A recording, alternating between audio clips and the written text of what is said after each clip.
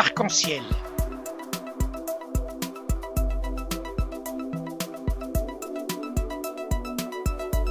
Avec Abdilatif. L'info libre et crédible.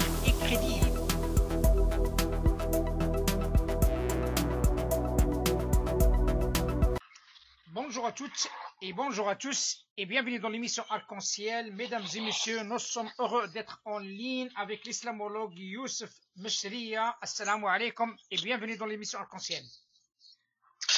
Wa alaykoum salam wa rahmatullah et merci pour l'invitation, mon frère Abdelatif. Marhaban, il faut bien préciser à notre auditoire que M. Youssef Mechria, islamologue, géopolitologue et expert algérien de l'extrémisme violent au Sahel. La thématique de ce jour, mesdames et messieurs, c'est les enjeux de la pandémie coronavirus au Covid-19.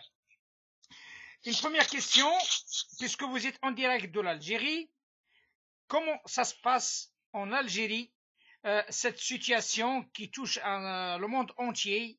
Comment se comportent les Algériens vis-à-vis de cette pandémie qui prend de l'ampleur? Monsieur Youssef Mechria. Merci. Bismillah, alhamdulillah, wassalatu wassalamu ala rasulillah. Bonjour à toutes et à tous les auditrices et auditeurs de l'émission Arc-en-Ciel de Lyon de France. Je vous remercie, M.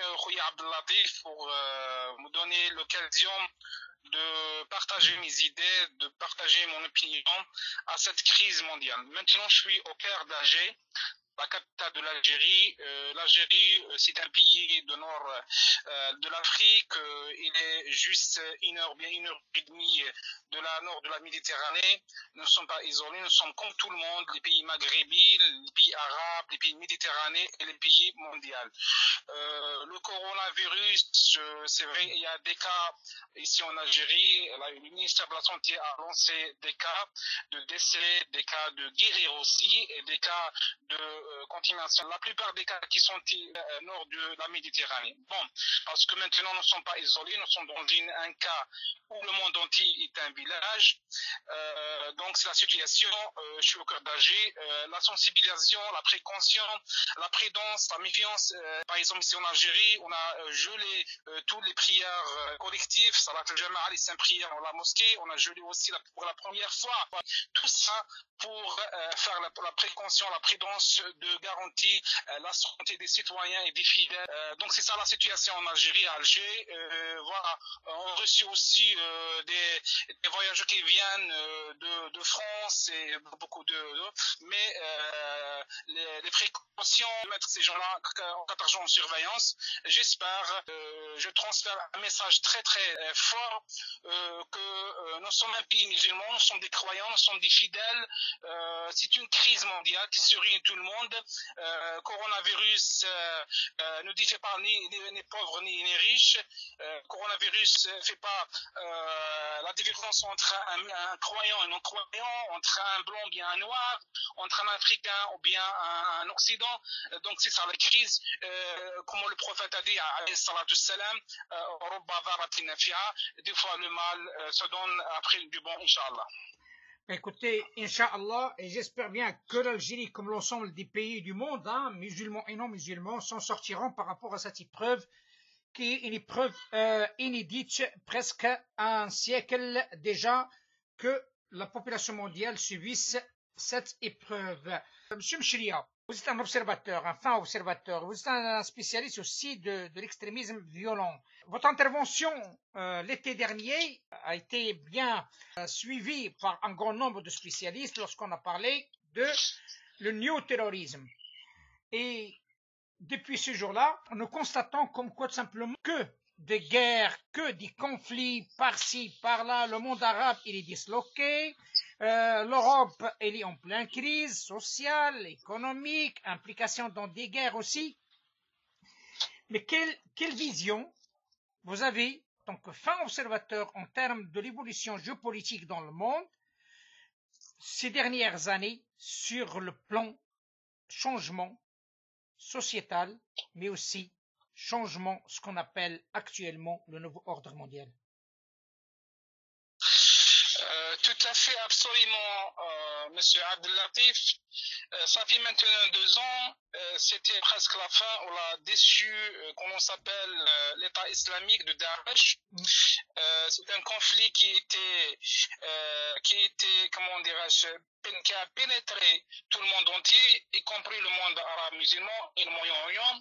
Donc, et malheureusement que comment dirais-je, la boîte noire, la nouvelle gouvernement mondial essaie toujours de vivre dans les conflits mondiaux et de la création des conflits mondiaux. Si vous suivez dans les médias lourds occidentaux, ils sont en train de parler dans des conflits, ou bien essayer de créer, ou bien de tirer l'intention sur des conflits minoritaires. Je parle précisément de la minorité musulmane, presque 1 million chinois, confession musulmane de la région de Ouïghour. Ce continent, ou bien ce département partage des frontières avec la Russie, avec la Tadjikistan, avec l'Inde, et c'est un département chinois. Donc tout le monde était atterré. Par exemple, cette minorité, elle était méprisée, elle était, comment dirais-je, harcelée, était aussi condamnée par le gouvernement chinois. Et malheureusement, j'ai dit ça, ça fait des moments. On a presque 3 coronavirus dans le continent des Chinois. Ça fait 2 ans, ils ont lancé un coronavirus idéologique, entre parenthèses djihadiste, dans le département de Ouïghour, avec un accompagnement de propagande de médias lourds. Ça veut dire que cette minorité, elle était méprisée, elle était condamnée par les autorités chinoises. Et la vérité et le réel dans ce département, que c'est vrai, cette région était contaminée par un virus idéologique djihadiste qui veut lancer le djihad et lancer la guerre, entre parenthèses, religieuse contre comment dirais-je, le gouvernement central de la Chine. Et tout ça, c'est pour préparer après 2 ans à cette situation actuelle, le coronavirus Covid-19, bactérie bien biologique. Ça veut dire que voilà, c'est la haine du ciel, c'est la haine de Dieu à ce continent-là. Le continent chinois a essayé de sortir de cette crise biologique bactérie et va arriver dans une coronavirus économique. Est-ce que on est dans une situation, dans un gouvernement uni, gouvernement mondial, qui est celui qui oriente le monde entier? Donc ces trois volets, un coronavirus, ils ont commencé avec un coronavirus idéologique, en parenthèse, intégrisme, accompagné des médias lourds, et qui était, on sait tout, le monde tout entier, on sait où le coronavirus idéologique qui était toujours pénétré par des boîtes noires, malheureusement, qui paye pour tout, pour le monde entier, et toujours le victime, c'est le monde musulman. La perte très faible, c'est le monde de tiers-monde, le monde arabe, le monde musulman, le pays, le continent maghrébin, donc Afrique, c'est ça.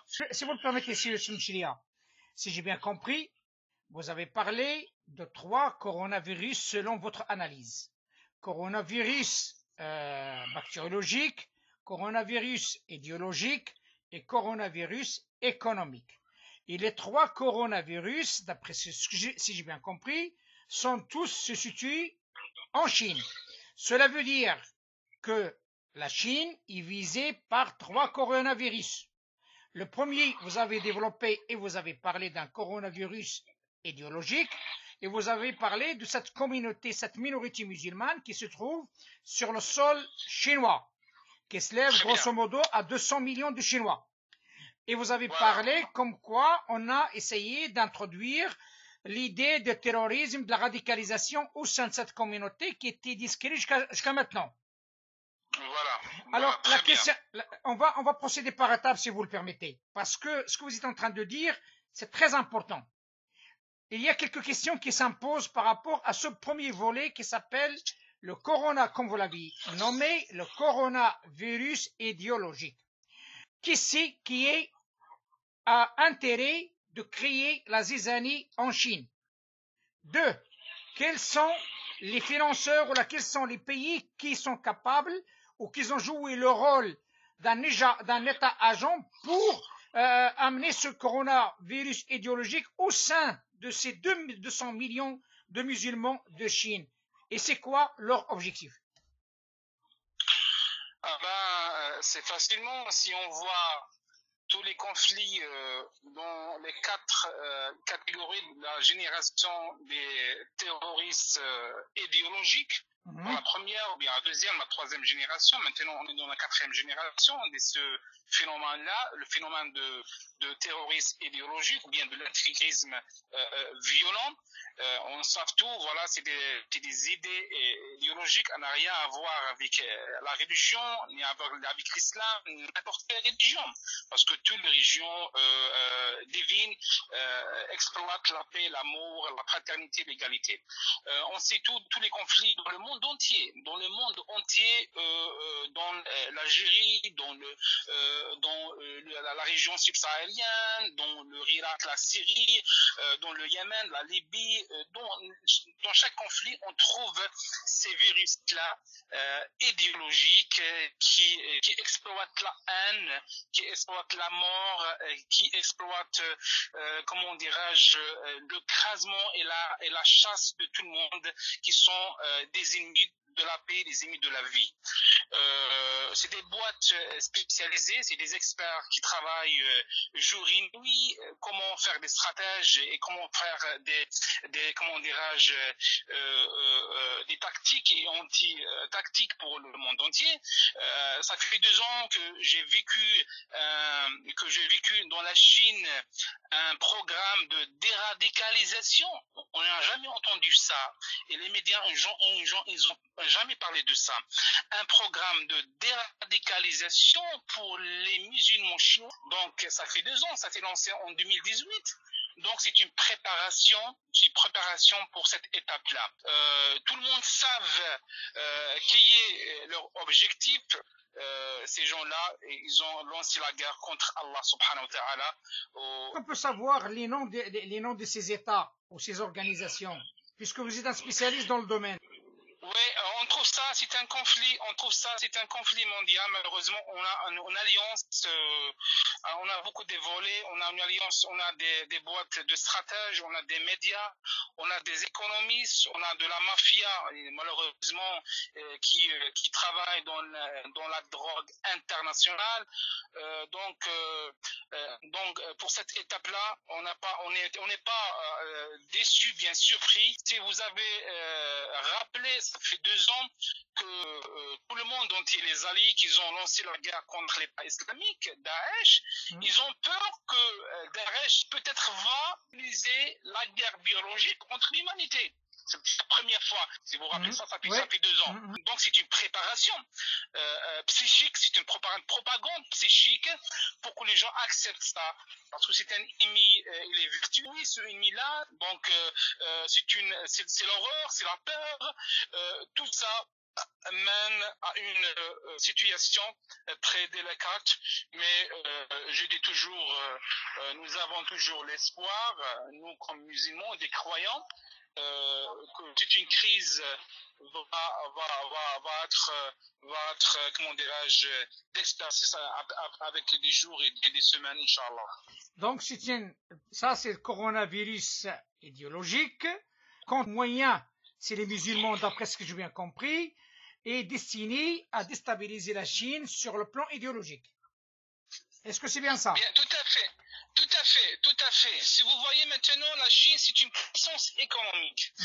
Avant 5 ans, avant 5 ans, si vous vous rappelez de ça, en Europe, bien dans le monde entier, ce qu'on dit, c'est un produit chinois, donc c'est un terme péjoratif, si vous vous rappelez ça.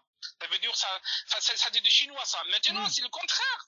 Maintenant, presque la première puissance qui est au terrain au monde entier, dans les 5 continents, c'est la Chine.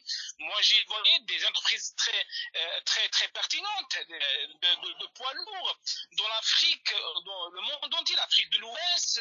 Ça veut dire que cette puissance économique a gêné à gêner les grandes puissances traditionnelles et ordinaires. Donc, c'est une guerre, malheureusement, amputé, donc il fait tout les possibilités de bloquer, de stopper et de geler cette puissance asiatique, la puissance chinoise. Voilà. Comme vous le savez, mieux que moi, qu'un grand partenaire de l'Algérie, c'est l'État de Chine. Donc, tout le monde le sait, il y a un grand nombre de Chinois qui sont en Algérie et ils travaillent avec des partenariats très lourds. Donc, sur cette base-là, vous fondez votre analyse comme quoi c'est un pays qui a des ennemis, et notamment occidentaux. Bien sûr, presque le premier partenaire hors de hydrocarbures, c'est le partenaire chinois. Ici, tout le timon, les travaux routiers, c'est les Chinois. La première communauté de la main-d'œuvre, c'est les Chinois, qui ont un travail très sérieux, un travail très pertinent. Donc ça gêne les partenaires ordinaires. Mais maintenant, le conflit, c'est pas un conflit national, bien un conflit régional, c'est un conflit mondial. Peut-être on va rentrer dans un nouveau système économique, peut-être on va entrer dans un nouveau système politique. Donc on sait rien. Maintenant, on est dans une période très sensible. Ces 2-3 semaines, on va voir une nouvelle situation politique, géopolitique, une nouvelle situation géoéconomique. Donc, on a parlé du coronavirus idéologique. Et si c'est possible, dans cette introduction que vous venez de faire, donc c'est une introduction parlant d'un nouveau ère d'ordre économique, le coronavirus économique. Et à la fin, on va revenir, si vous le permettez, au coronavirus bactériologique et surtout son impact sur les pays là où ça a démarré et aussi les pays qui sont affectés.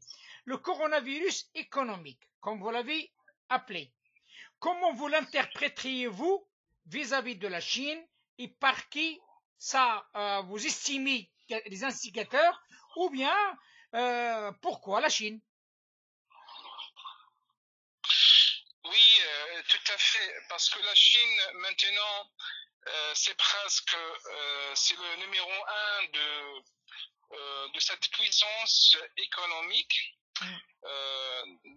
Dans le volet de la main-d'œuvre, même il y a beaucoup des entreprises et des sociétés universelles occidentales qui produisent et qui réalisent leurs produits en Chine à cause de la baisse de la main-d'œuvre. Donc, comment ces boîtes-là, ces boîtes noires-là, qui gèrent le monde entier, comment faire pour geler et bloquer la Chine? Moi, il y a un proverbe arabe, il y a un proverbe, comment dirais-je, maghrébin qui disent وَانْقَلَبَ السِّحْرُ عَلَى السَّاحِرِ. Je ne sais pas comment on traduit ça en français. Alors, donc, la magie s'est retournée contre le magicien.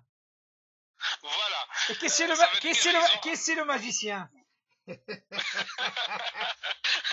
On a beaucoup de magiciens, voilà. Voilà, on aimerait bien savoir quelques-uns. On ne demande pas la totalité.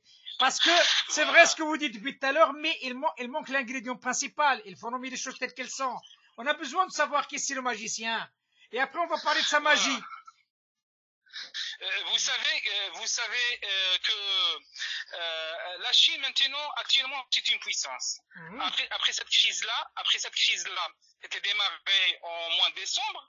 Dans une zone, dans une zone limitée à presque la Chine maintenant, une population de 1,5 milliard, 1,4 milliard, une zone de 60 millions, ça fait rien chez les Chinois, mais ils ont donné une épreuve, comment dirais-je, pour le monde entier.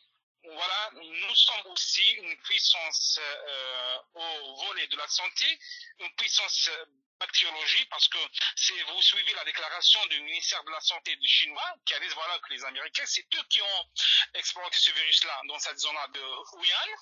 Et après, les Américains, ils ont dit non, c'est les Chinois qui ont fait. Donc, on voit, donc c'est une situation de guerre biologique, c'est les attaques et les contre-attaques. Donc, c'est des laboratoires qui travaillent discrètement.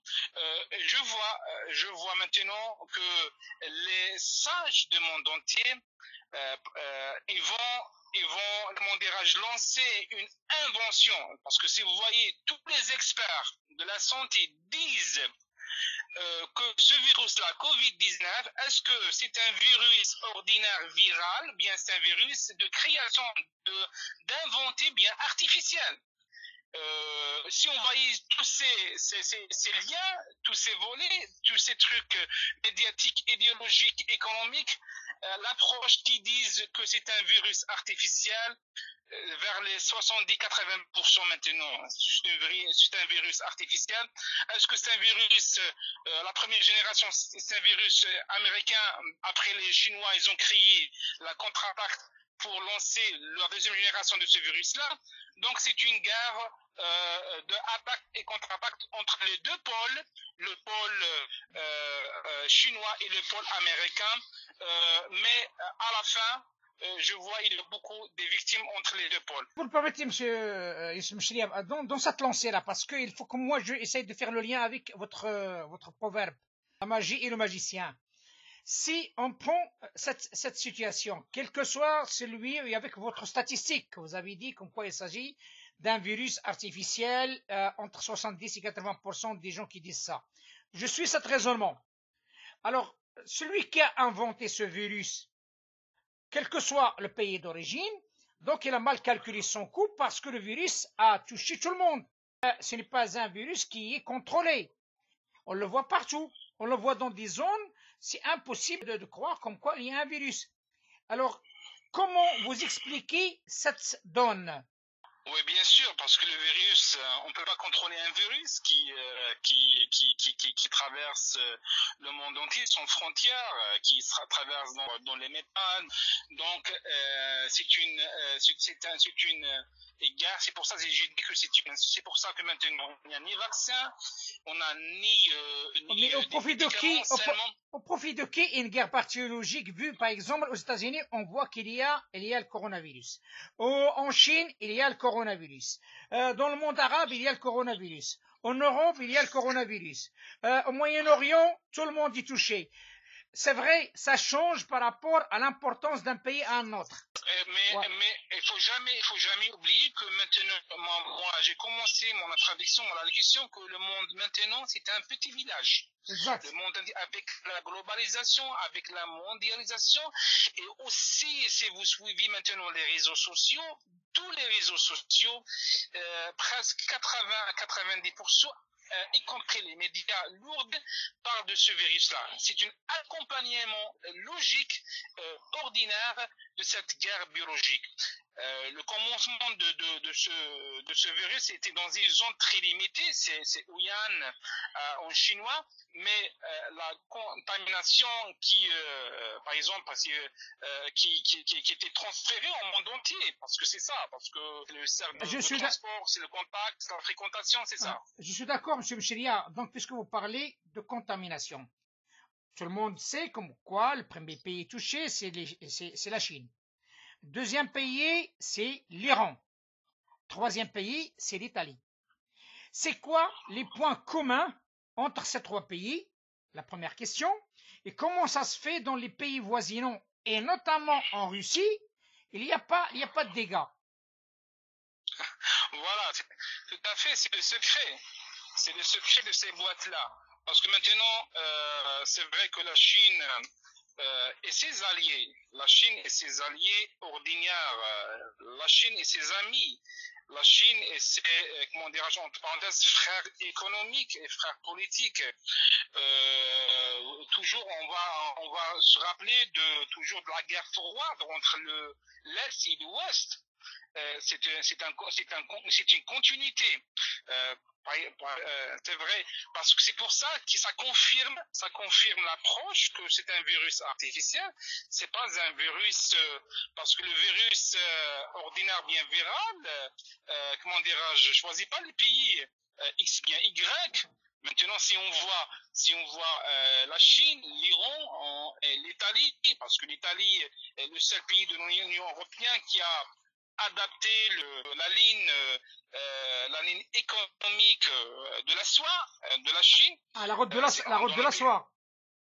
Voilà, tout à fait. Ça, qu'on voit une solidarité de la Chine avec les Italiens, une solidarité, toujours on voit presque l'armement iranien, ça vient de la Chine avec un certain, surtout dans le volet de recherche nucléaire. Donc c'est tout à fait normalement que les aides chinois vont être directement vers l'Italie et vers l'Iran et ses amis ordinaires. Donc ça, avec le temps, ça donne une approche, ça confirme que ce virus-là, c'est un virus artificiel, c'est pas un virus ordinaire, bien viral, bien sanitaire.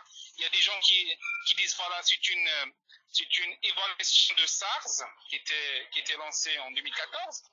C'est vrai, c'est pour ça qu'ils disent voilà, c'est une amélioration, évaluation de SARS, mais évaluation artificielle non ordinaire. Sauf que maintenant l'Europe presque entière est contaminée. Qui c'est qui a intérêt à mettre en danger l'Europe? Voilà, maintenant c'est les conséquences. La troisième étape, on va rentrer dans le corona, bien le Covid-19 économique. Maintenant, c'est lui qui contient le vaccin, le médicament, c'est lui maintenant qui commande. Hein. C'est lui qui commande. Maintenant, malgré cette puissance économique, malgré cette puissance nucléaire du monde entier, armement, ça veut rien dire. Maintenant, avec cette propagande et cette peur d'horreur au monde entier, ça donne des reflets et des répliques dans le monde entier. C'est pour ça que les Chinois, ils étaient très très intelligents. Après la première attaque des virus de Corona, de Covid-19, c'est quoi? L'objectif c'était de bloquer, de geler l'envoyé économique des Chinois dans le monde entier. Les Chinois étaient très intelligents. Qu'est-ce qu'ils font? Ils ont nationalisé toutes les entreprises et les sociétés qui étaient dans la Chine, dans la zone de Huyan, c'était une zone économique universelle et mondiale. Donc vous voyez, on est dans la troisième étape, c'est la guerre économique, c'est le coronavirus économique. Donc c'est une guerre entre les pôles, entre les Américains, entre l'Union européenne et entre les Chinois maintenant. Et maintenant, le silence de la Russie jusqu'à maintenant, c'est un silence non ignorant. Ça veut dire qu'il y a un truc qui se prépare maintenant pour de lendemain, après 2-3 semaines, on va un truc peut-être un nouveau gouvernement du monde entier. Nouveau gouvernement du monde entier? Voilà, un nouveau gouvernement du monde entier, ça veut dire celui qui appartient le vaccin, celui qui appartient à cette puissance économique, celui qui commande. Donc je place mes pions, je place mes agents à gauche et à droite, c'est moi qui gère ce monde-là. Là, c'est très dangereux ce que vous êtes en train de dire là, parce que là, si on suit cet raisonnement, donc c'est un coup tordu, hein, si j'ai bien compris un petit peu votre raisonnement. On balance ce virus, et lorsqu'on balance ce virus avec une idée derrière, c'est maîtriser le médicament pour y remédier, et en même temps de s'imposer, de s'installer pour donner les consignes par rapport à un nouveau ordre économique, un nouveau ordre mondial. Si j'ai bien compris, Monsieur Youssef Mechria, celui qui détiendra le remède, le médicament, le vaccin contre ce virus, ce sera le pays ou le continent qui va gouverner le monde. Tout à fait. Tout à fait. Tout le monde entier savent que la deuxième puissance après l'armement, c'est le médicament. Mais maintenant, je vois que c'est le contraire. Maintenant, celui qui a la puissance bactérie, la puissance médicament, c'est lui qui commande le monde entier. Ça, la crise de coronavirus a affirmé ça, a confirmé ça, a rassuré ça. Celui qui commande, qui tient ce médicament, c'est lui qui commande le monde entier. Si vous suivez tous les déclarations des chefs d'État du monde entier, on commence par la déclaration chinoise qui a accusé les Américains d'exploiter ce virus-là dans la zone de Guyane. La deuxième déclaration de numéro 2, dont l'État iranien a accusé les Américains aussi. Et après, on voit la déclaration du ministère de la Santé américain, ça fait 2 mois, avec le président Trump, a dit voilà, c'est les Chinois qui ont fermé, ils ont travaillé discrètement dans le problème, bien le virus de coronavirus. Et ils disent voilà, nous sommes une puissance, si nous donnons tous les, comment dirais-je, toute la feuille de route, on peut les aider. Donc c'est une déclaration suspecte. Après, qu'est-ce qu'il a déclaré? Voilà, on peut avoir une solution après une année. Donc comment ça? Comment vous savez que la solution de cette crise, ça va être après une année. Donc tous ces trucs-là, ça confirme que le virus est un virus artificiel. Après, tous les médias, qu'est-ce qu'ils disent? Après un laboratoire français, ça en a fait un laboratoire allemand, et ils ont lancé que il y a des négociations discrètes avec les Américains qui veulent voir le vaccin qui guérit le monde entier. Donc maintenant, je confirme et je dis maintenant qui a à voir ce vaccin-là, ce médicament avec ce truc de coronavirus qu'on aura 19, et après 2-3 ans, on peut avoir un corona, je sais pas, 20, bien 21, parce que maintenant, c'est plus la guerre ordinaire, c'est plus maintenant la guerre classique, c'est une guerre intelligente, une guerre biologique, et en même temps, avec une propagande médiatique, surtout dans les réseaux sociaux. Si vous observez tous les médias lourds et tous les réseaux sociaux, comment dirais-je, toujours ils fixent dans le taux de mort, le taux des gens qui sont contaminés. Les gens, ils n'ont jamais parlé des gens qui étaient guéris. La plupart des professeurs qui sont objectifs, qui sont neutres, ils disent voilà, c'est généralement entre 80 et 95% les gens on va guérir après cette contamination. Et avec 5% des gens qui les ont âgés, les gens qui ont une complication médicale avec des maladies chroniques, qui vont rentrer dans les cas le pire. Donc ça tout confirme notre approche qui dit voilà, nous sommes dans une situation très délicate, une situation très sensible. Il y a des guerres biologiques discrètement intelligentes entre les pôles, entre l'Union européenne et entre la Chine, avec leurs alliés, et entre aussi les États-Unis. Voilà une conclusion. Ça confirme que coronavirus et que Covid-19, c'est un virus artificiel. Mais je dis et je déclare comme un homme religieux, comme un homme spirituel, comme un homme croyant. Ce monde-là a un créateur. Il y a une grande puissance qui était le tout-puissant, c'est pas le coronavirus. Le tout-puissant, c'est pas les virus, c'est pas la guerre biologique. Le tout-puissant, c'est Allah, le créateur de ces gens-là. Je lance Khouya Abdelatif à toute notre communauté. Je suis toujours en contact avec les fidèles, avec les croyants de tout le monde, de n'importe quelle religion, de n'importe quelle façon de spiritualité. Nous sommes des faibles. Donc c'est l'occasion qui réunit tout le monde. Pour pour lancer une solidarité, pour lancer une puissance d'amour et ce courant positif non négatif. Attention de la propagande négative, de la propagande qui tue aussi. Maintenant, tous les gens, c'est la peur. Tous les gens, c'est l'horreur, c'est la panique. Maintenant, les gens qui sont faibles, les gens diabétiques, les gens qui ont l'hypertension, de problèmes cardiologiques, attention à cette propagande-là. Je lance un appel pour nos fidèles, pour nos croyants musulmans, maghrébins, arabes. Allah subhanahu wa ta'ala dit قُلْ لَنْ يُصِيبَنَا إِلَّا مَا كَتَبَ اللَّهُ لَنَا. Allah subhanahu wa ta'ala dit بَلَا إِن تَصْبِرُوا وَتَتَّقُوا لا يضركم كيدهم شيئا. Si vous permettez, je lance des prières que je souhaite à tous les malades au monde entier. Au monde entier. Je prie avec tous mes sentiments pour l'humanité.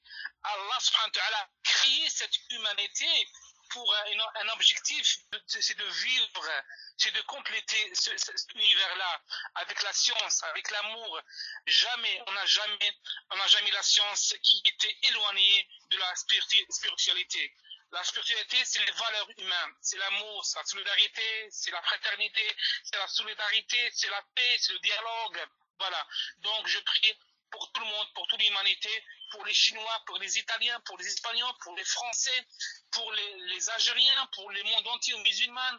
Et si on voit cette image triste de notre Kaaba qui était vide, c'est triste, c'est les croyants qui touchent. Sinon, si on voit cette image que tous les mosquées, les lieux de culte qui sont vides, les mosquées, les lieux de culte, les écoles coraniques, les églises, les synagogues sont vides, qui ont l'horreur, c'est vraiment c'est touchant, c'est triste. Donc on prie tout le monde pour sortir de cette crise-là. Il faut bien être moins de fréquentation, laver les mains, manger bien, comment dirais-je, soyez à jour avec ces conditions-là et on est assuré qu'Allah subhanahu wa ta'ala, on va sortir de cette crise, Inch'Allah, après 2-3 semaines et ça revient. La fraternité, ça revient les câlins, ça revient l'amour au monde entier. Et merci beaucoup, mon frère Abdelabi. Il faut bien préciser notre auditoire, Monsieur Youssef Mchria, islamologue, géopolitologue et expert algérien de l'extrémisme violent au Sahel. Merci infiniment d'avoir nous accordé votre sentiment, votre ressenti devant cette crise mondiale et surtout ces enjeux.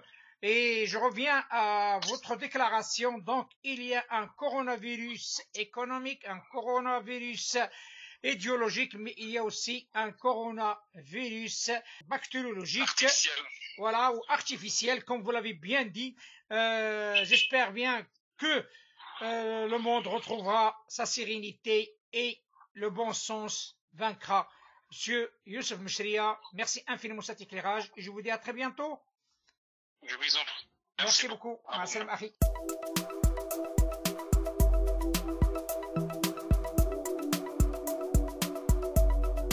Arc-en-ciel.